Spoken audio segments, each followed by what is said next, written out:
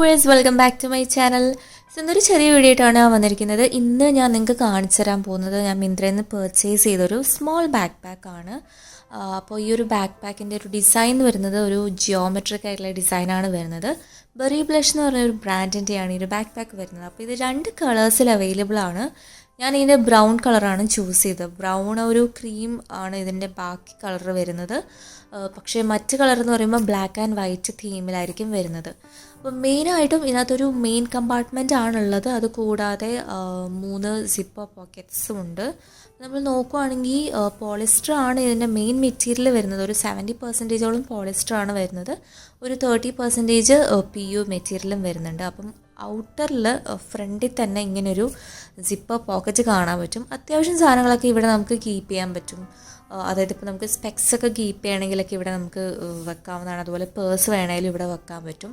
പിന്നെ നമുക്കിങ്ങനെ ഒരു ഹാൻഡിലുണ്ട്. നമുക്കിങ്ങനെ തൂക്കിയിട്ട് പിടിക്കണമെങ്കിൽ നമുക്ക് യൂസ് ചെയ്യാം. ഇതാണ് ഇതിൻ്റെ മെയിൻ കമ്പാർട്ട്മെൻറ്റ് വരുന്നത്.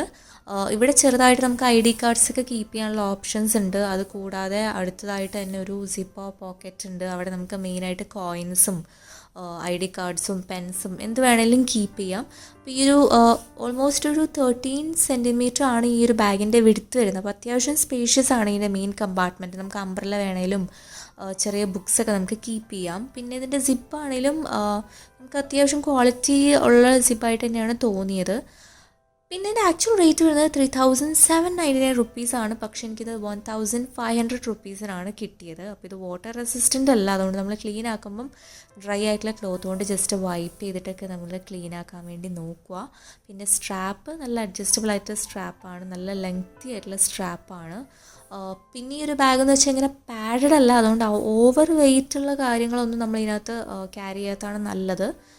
പിന്നെ 38 സെൻറ്റിമീറ്റർ ആണ് ഇതിൻ്റെ ഹൈറ്റ് വരുന്നത്. അപ്പോൾ എക്സ്പെക്റ്റഡ് ആയിട്ടുള്ള ഒരു അപ്രോക്സിമേറ്റ് വോളിയം എന്ന് പറയുമ്പോൾ ഒരു 23 ലിറ്റേഴ്സാണ് ഈ ഒരു ബാഗിൻ്റെ വോളിയം വരുന്നത്. അത്യാവശ്യം നല്ല ലെങ്ത് ആയിട്ടുള്ള സ്ട്രാപ്പാണ്. നമുക്ക് ഏത് ലെങ്ത്തിൽ വേണമെങ്കിലും നമുക്കിത് ക്യാരി ചെയ്യാൻ പറ്റും. അപ്പോൾ ഈ വീഡിയോ ഇഷ്ടമാണെന്ന് ഞാൻ വിശ്വസിക്കുന്നു. വീഡിയോ ഇഷ്ടമെങ്കിൽ ലൈക്ക് ചെയ്യുക, ഷെയർ ചെയ്യുക. അതുപോലെ ആദ്യമായിട്ട് എൻ്റെ ചാനലിലേക്ക് വന്നെങ്കിൽ സബ്സ്ക്രൈബും ചെയ്യുക. താങ്ക്